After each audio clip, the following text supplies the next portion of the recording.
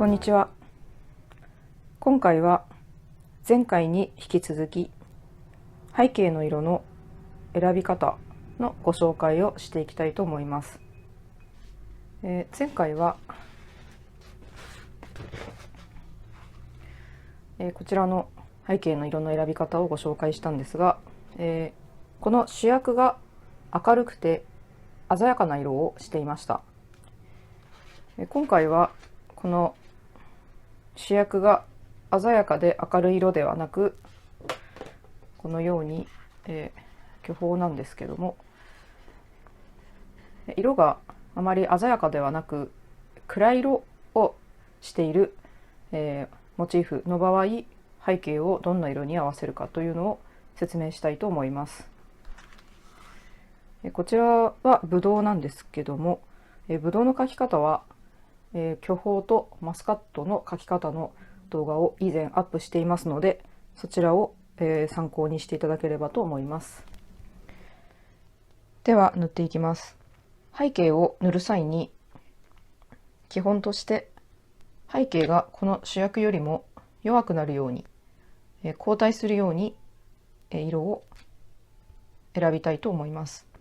パレットに入っている絵の具の色が大きく分けて赤、青、黄色、緑、紫、茶色、グレー、黒ですねとなっていますので、この中から色を選んでいきたいと思います。前回ご紹介した背景の塗り方よりも気をつけなければならないのが、こちらのこれが前回紹介したものなんですが、この主役が非常に色が鮮やかで明るい主役になっています。でここがこれは青系の背景を置いたんですが、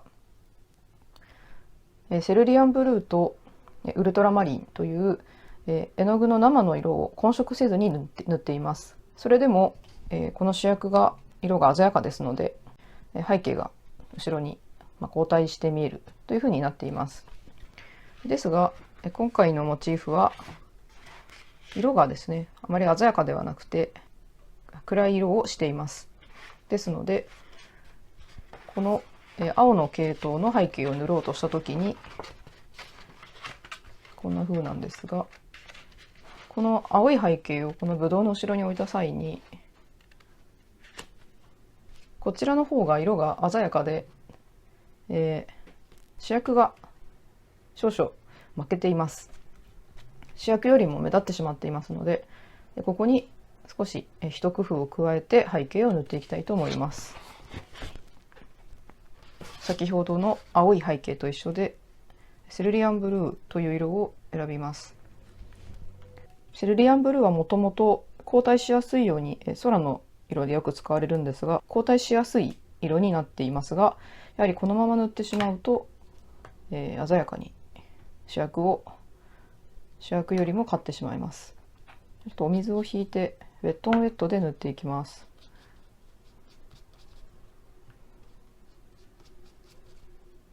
今このまま絵の具の生のまま塗ってみます。こんな色になってますね。とても綺麗なんですが、主役が食われてしまっているような印象を受けます。この場合はこのセルリアンブルーをですね、渋く色を濁らせて塗っていきたいと思います。ではこちらに少し、イエローオーカーという色を混ぜます。こちらを混ぜますとこんな風になります。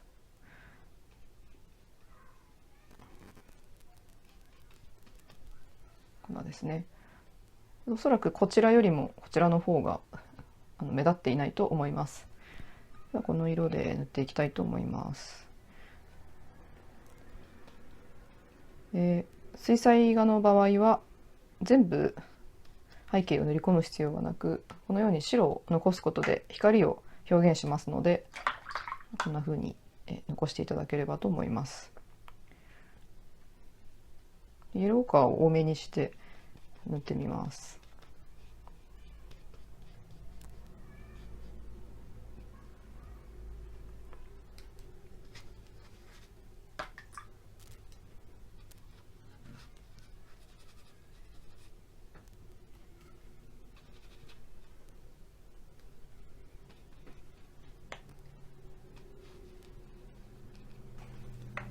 風になります。ではここに暗い色も少し入れていきたいと思います。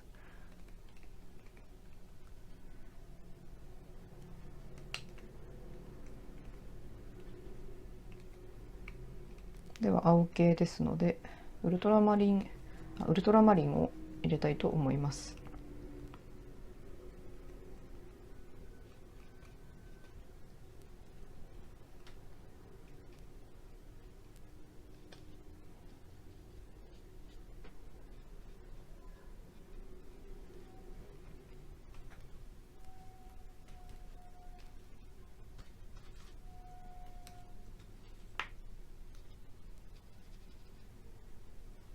ではこれは少し緑がかっているんですが、青系の色としたいと思います。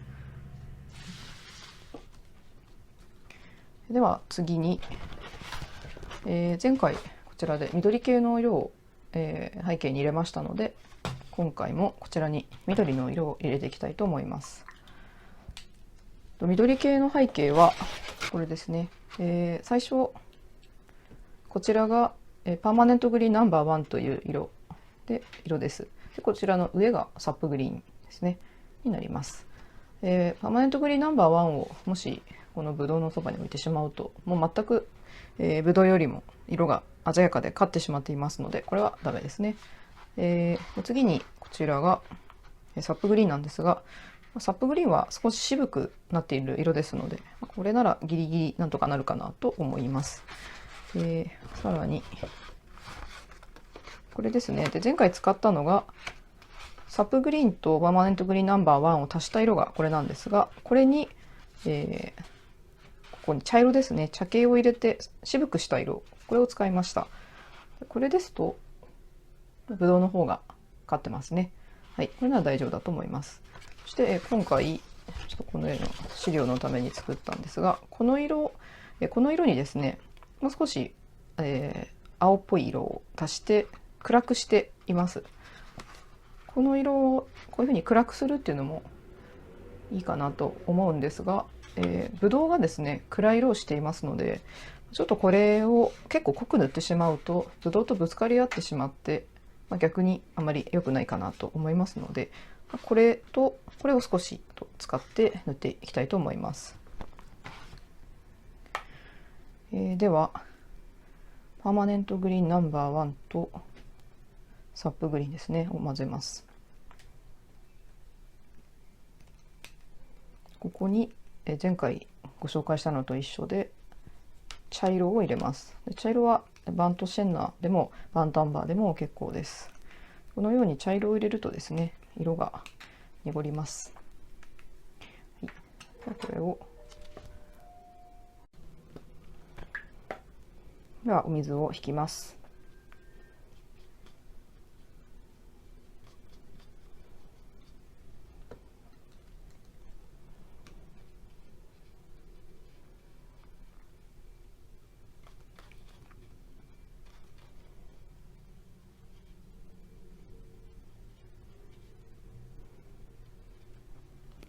この色ですと、ブドウが負けるということがなくていいですね。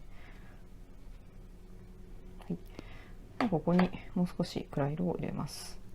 シャドウグリーンという色がありますので、これをこれに混ぜてしまいます。入れているうちに入れますので、ウェットインウェットという技法になります。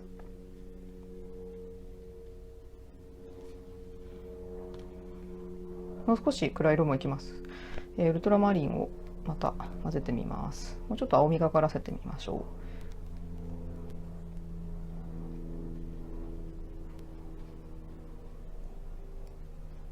う。はい、こんな風になります。これだと、ブドウを邪魔していませんね。はい、では次の色に行きます。次の色は前回、この赤系の色ですね、赤紫系といいますか、この色いきましたのでこれを塗りたいと思います。この色はブドウにとってはブドウの同じ色ですねになります。最初はクリムソンレーキという色だったんですが、クリムソンレーキですとこんな色で、もちろんブドウよりも勝ってしまいます。このクリムソンレーキを少し色を濁らせてこの上の色にして塗りました。ぶどうにもこの色だったら大丈夫そうですね。ではこちらの色を塗っていきます。ではクリムソン冷液です。はい、ではこのクリムソン冷液を色を渋くするには、緑を混ぜてしまうと色が渋くなりますので、緑を入れます。多めに入れますね。はい、ではお水を引きます。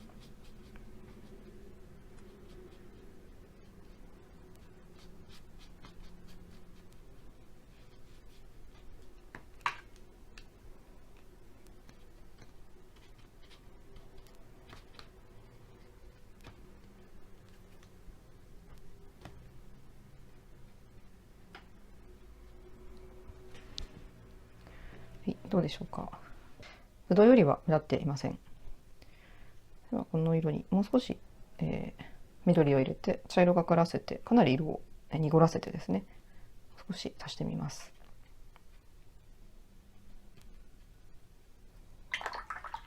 ちょっとこれだけだと寂しいので、黄色を足してみたいと思います。で、黄色もそのまま塗ってしまうと色が派手でですね、こんな風にかなり強く出てしまいますので、薄めてですね、これも足していきたいと思います。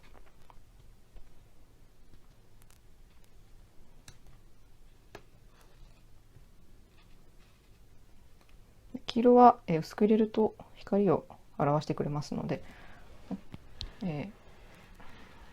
ても強めの背景になりますね。はい、こんな風になります。少し、ティッシュで押さえてみましょう。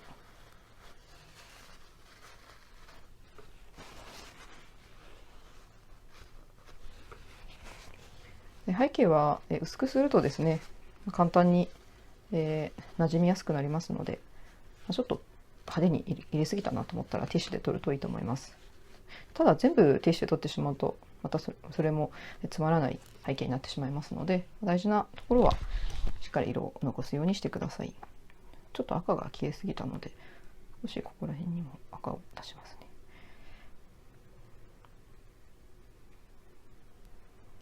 これもやはりメリハリというものが大事になると思います。はい、こんな感じですかね。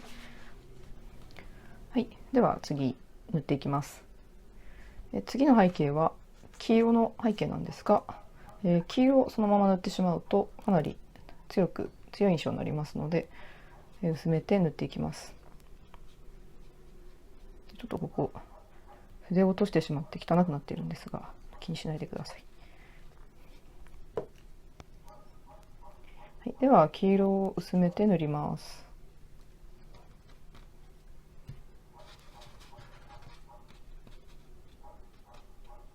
はい、ちょっと茶色系の背景を作ってみたいと思います。こちらがバーントシェナの色になります。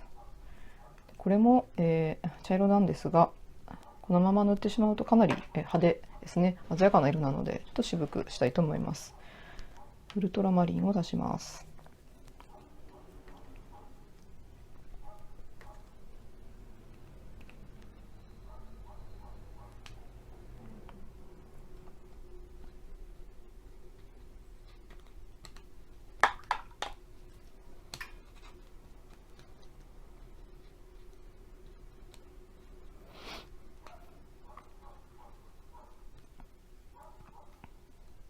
ちょっとイエロー感も出してみます。黄色と、茶色の間の、に配置する色ですね。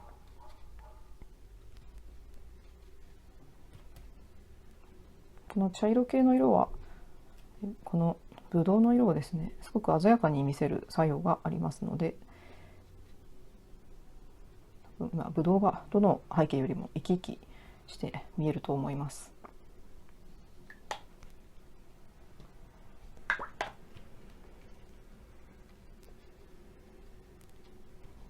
はい、ちょっと派手ですので、少しティッシュで押さえたいと思います。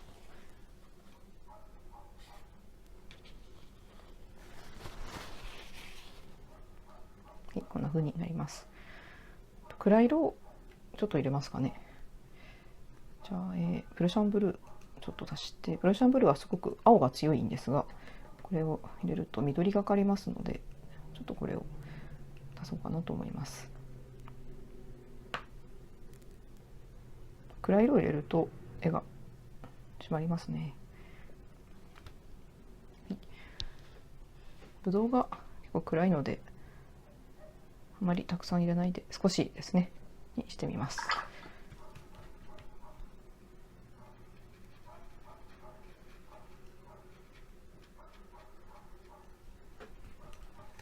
はい、ではこんな風になります。はい、では次の色に行きたいと思います。でここの、四角はですね、この主役の色をここに背景に使うというのを前回やりましたので、同じようにしたいと思います。主役の色ですので紫色ですね。クリムソンとウルトラマリンです。こちらでブドウの紫を作っていただいて、この色をバッグに垂らしていきます。では水を引きます。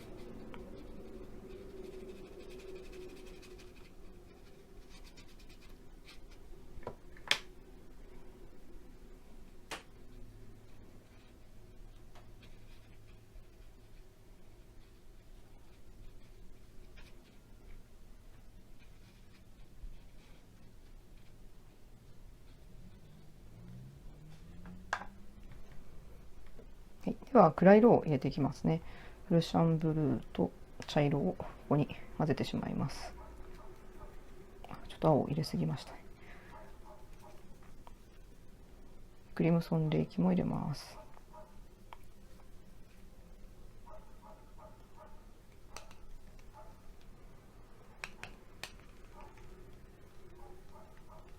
はい、この巨峰の暗い色をですねにじませていきたいと思います。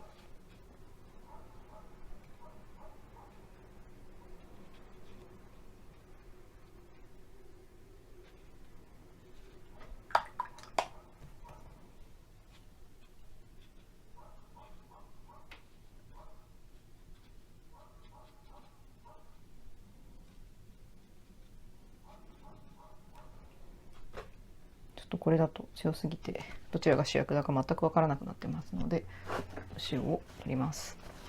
油絵とかだとこういう、ね、イメージの絵ももちろんたくさんあるんですけども、ちょっと水彩だと強いので薄くしますね。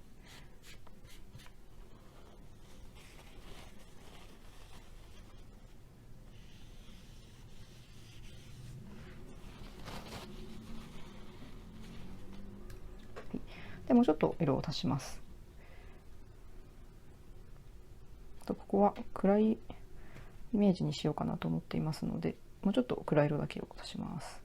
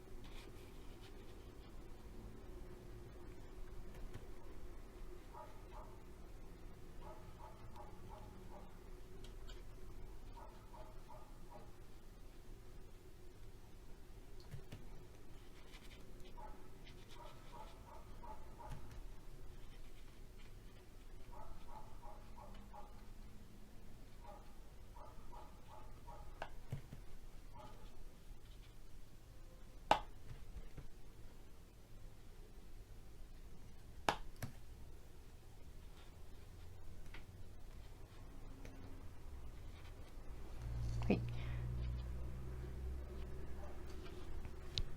こんな感じで暗いイメージになりましたかね。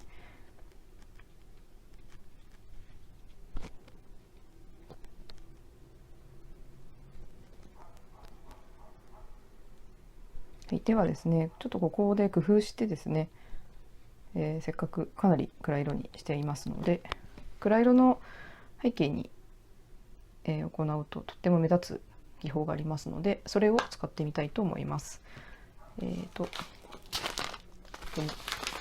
塩なんですけども、このお塩を、この背景に巻いてみたいと思います。どこかで、見たことがあると思うんですが、今日はそれを使ってみたいと思います。で、びしょびしょに、ここがですね、すごくまだびしょびしょに濡れていると、この塩も効きませんので、いいタイミングっていうのがあるんですね。それをもう少し待ってですね。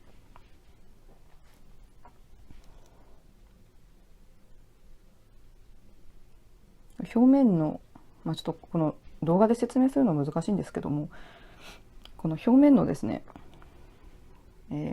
水だまりっていうんですかねが、ちょっとちょうど引いたかなというぐらいの手前あたりですね。なんか曖昧なんですけども、お塩も何度もやっているといいタイミングで上手にできるようになりますので、ちょっとお塩を使ってみてください。今いい感じかなと思うのでちょっと巻いてみますね。ほんの少しですね、ちょぴっとです。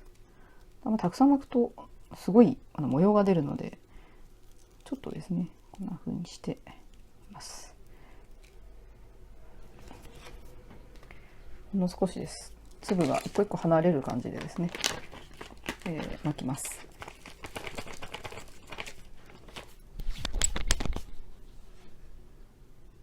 あとは、この塩がですね、下の水分を吸い込んで形を出してくれますので、それをひたすら待ちます。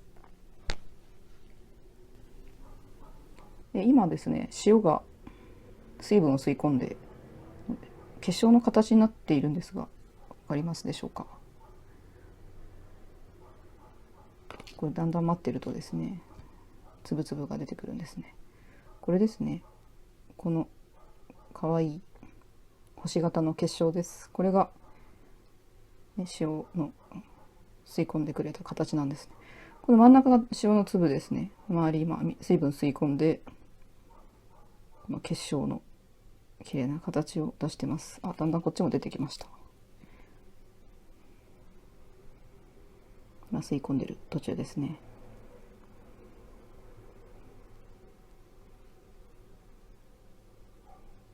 水彩画の技法では非常に有名な、ソルトという技法です。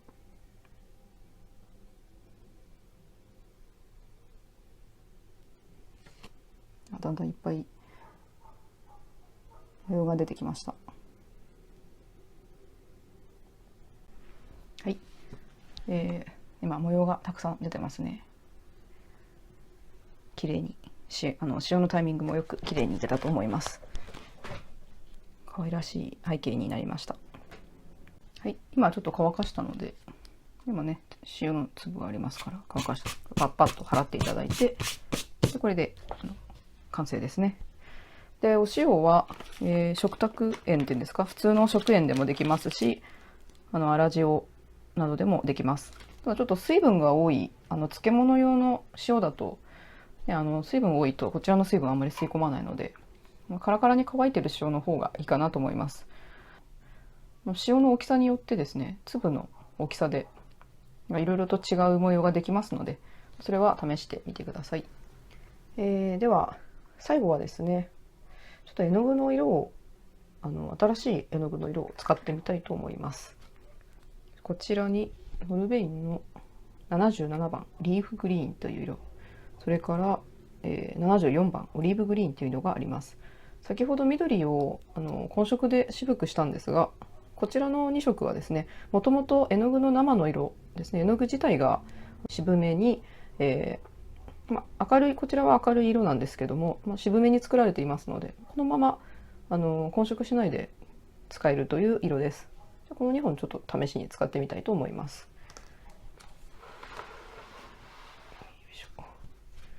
ではまずリーフグリーンからですね。こちらです。とても綺麗な色なんですけど、塗るとね落ち着いているんですよね。これをまず塗ってみたいと思います。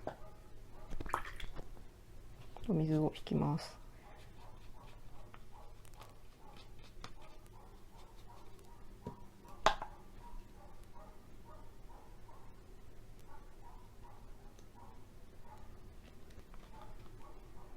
こんなですね、ほとんど黄色にかなり近いんですけど、黄色っぽいほんの少しグリーンが出てますね。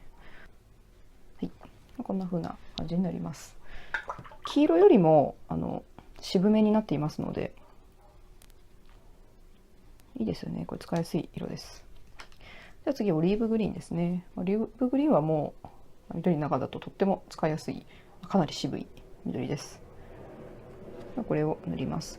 オリーブグリーンは出している会社によって色味がかなり違ってですね、ホルベインは他の絵の具の会社よりもだいぶ渋く作られています。茶色に近い色ですねに作られています。こんな色になってます。私的に見るとこれはオリーブというよりもゴールドじゃないかなとよく思うんですけども、こんな風にね、すごく綺麗な色ですねなってます。こんな感じですね。せっかくですのでウィンザーニュートンのオリーブグリーンとどれだけ違うかをちょっと出しますね。次オリーブグリーンなんですが、今度はウィンザーニュートンのオリーブグリーンです。ウィンザーニュートンのオリーブグリーン綺麗なんですけど、色がこれですね。こっちがウィンザーニュートンのオリーブグリーンです。もっと緑ですよね。こっちがホルベインで、こっちがウィンザーニュートンになってます。ウィンザーニュートンのオリーブグリーンの方が緑ですね。こんな感じですね。絵の具のままなのですごく色綺麗なんですけど、鮮やかさもかなり抑えられてますね。ちょっとやっぱり暗いブドウに入れるのはちょっと強いのでティッシュで押さえます。これティッシュで押さえると多分すごく綺麗になるんじゃないかな。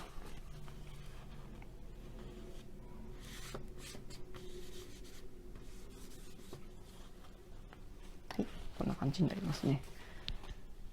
かなりちょっと取りすぎちゃったかな。ちょっと濃くしましょうか。取りすぎたかな。